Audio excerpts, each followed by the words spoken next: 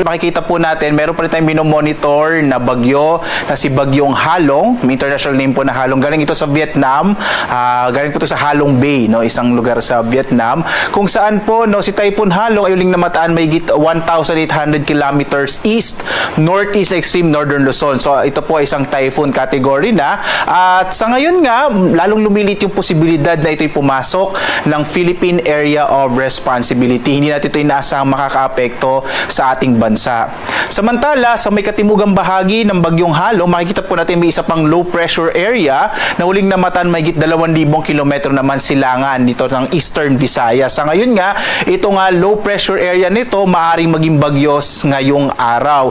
Subalit, base sa pinakahuling datos natin, posible po ang maging direksyon nito ay pahilaga, hilagang kanluran at maliit yung posibilidad na ito ay pumasok ng Philippine Area of Responsibility. Mas malaki po ang posibilidad na ito ay kikilos pahilaga, susundan po nito yung naging direksyon ng Bagyong Halong at maaari pong pag lumapit ito sa Bagyong Halong ay mag-dissipate po ito or malusaw. So sa ngayon po, no, natin inaasa makaka-apekto yung low pressure area sa labas ng Philippine Area of Responsibility. Samantala, sa loob ng PAR, dalawang weather systems naman na nakaka-apekto sa ating bansa. Ang una po yung Intertropical Convergence Zone or ITCZ. Ito ang magdadala ng maulap na kalangitan na may mga pag-ulan sa malaking bahagi ng Kabisayaan, Mindanao at gayon din dito sa may area ng Palawan at ilang bahagi ng Bicol region. Samantala, umiiral na po ngayon itong northeasterly wind flow.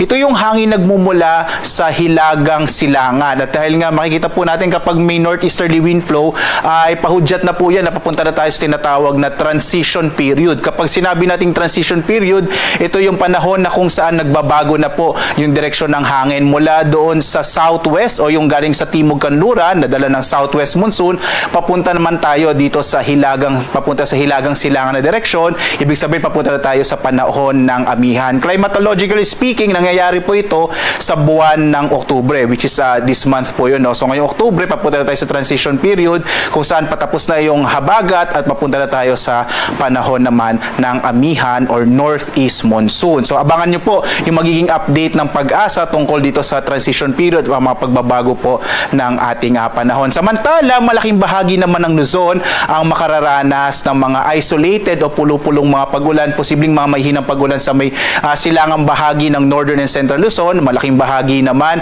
ng western and southern Luzon ay makararanas sa mga isolated thunderstorms. Yung area ng Bicol region at Quezon province makararanas ng maulap na kalangitan na may mga kalat-kalat ang mga pag-ulan, particular na nga dito sa may area ng mainland Bicol region. Maliban dito, wala na tayong monitor pa ibang low